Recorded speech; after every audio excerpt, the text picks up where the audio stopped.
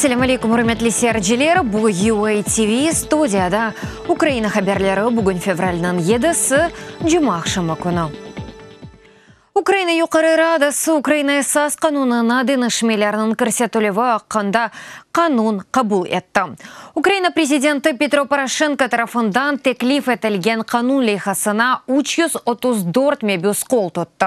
Esas kanunga 5 denişme көрсетілді. En esası bu Ukrayna, NATO ve Avrupa Birliği'nin tamazası olması için devletinin stratejik siyaseti mevzusunda denişmeler. Bunun ile Ukrayna'da harbi bazalarının çetel devletleri tarafından kiralık alınması imkanı hakkında madde çıkarıldı. Ve NATO ve Avrupa Birliği'nin tamazası olması için devletinin stratejik siyaseti için prezident kefil olğanı koşuldu. НАТО и ЕС. НАТО ve Avrupa Birliği. NATO bu tehlikesizlik bunu bilmege pek mühim. Yalnız harbi tehlikesizlik değil, bu da vatandaşlarının tehlikesizliği, hak ve serbestlik koruvu. Bu bugün de bizni birleştirgen bir şeydir. Eminim Avrupa Birliği ve NATO'da azılık vazifeleri ömürge geçirip, olğan vazifelerdir. Hiçbir kimse inanmagan maksatlarga erişkenimiz gibi, aynı öyle de Ukrayna'nın Avrupa Birliği ve NATO'da azalığını biz öz yolumuzdan adımlayımız.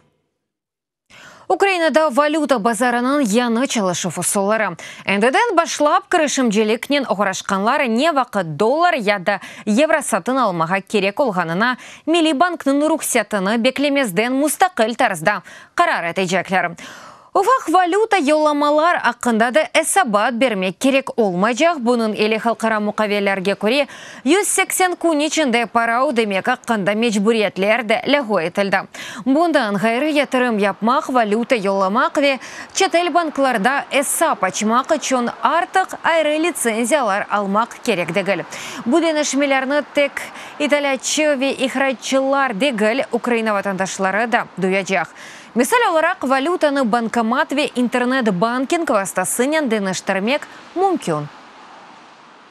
Якщо раніше можна було купувати тільки прийшовши у касу. Eğer evvel valutanı tek kasalarda değiştirmek mümkün idi, şimdi ise bu amellerini evden çıkmak bank kullanımları vasıtasıyla yapmak mümkün olacak. Bank sizni tanıy, siz onun müşterisi olarak kaydetildiniz. Demek valutanı satmak ve almak için hakkınız var. Bu, günde bir adam için bir banka 150 bin grivna değiştirmek mümkün. Aprel'nin sonuna kadar apiste Moskva şehir mahkemesi esir Ukrayna denizcilerinin advokatlarının istinaf şikayetini red etti ve onlarını taqiqat tevqifxonasında kaldırdı. Bu denizcilerini himaye etken advokatlar takımının rehberi Nikolay Polozov bildirdi. Mahkeme oturuşu kapalı tarzda o'tkazildi. Vladimir Tereshchenko, Sergey Popov, Bogdan Golovach ve Andrey Shevchenko'nun sınırlamat etbiri vaqtının uzatılığı mevzusunda advokatlarının istinaf şikayeti bakıldı. Advokatlar yanvar ayında 24 Ukrayna denizcisinin apiste kaldırılığı hakkında Lefortovo mahkemesinin kararına itiraz bildirdi. Şu mahkeme oturuşunda epası denizciler özünü harbi esirler dep ilan etti ve şatlık etmekten red ettiler. Növbetteki 4 esir denizcinin advokatları bergen istinaf şikayetleri fevral'ın 12'sinde bakılacak. Rusya'nın Federal Tehlikesizlik Hizmeti denizcilerini sınır bozganlarında esassız qabatladı.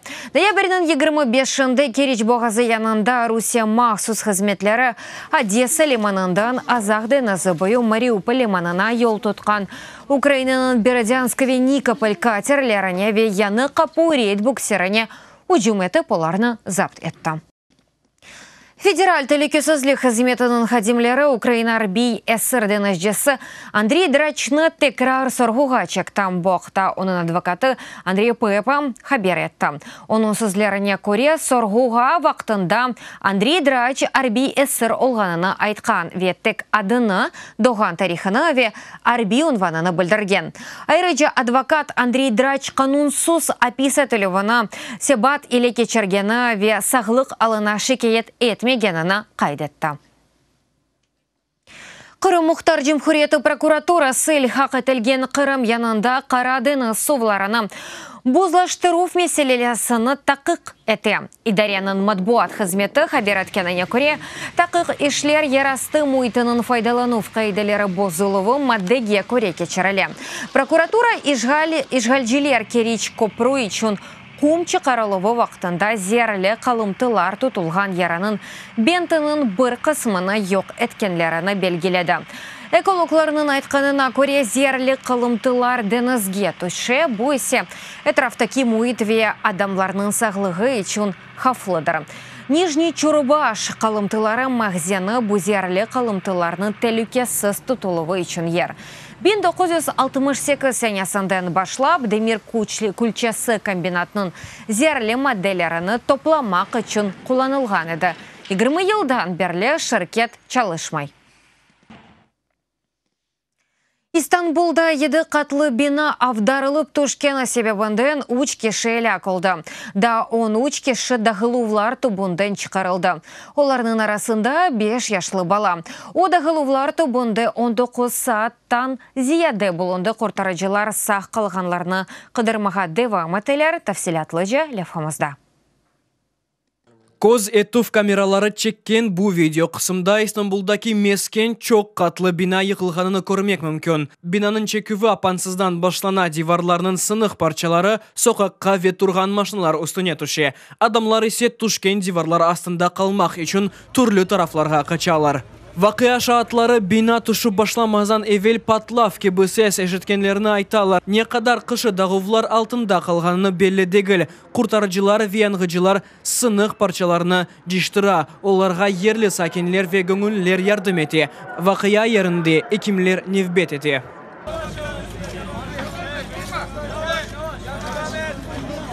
Бұл ерде мекан қайдына көре 43 кеші яшай. Бұзісте вақия олып кешкен вақыта бинада тек 30 адам бар еді деп тахминен етіміз.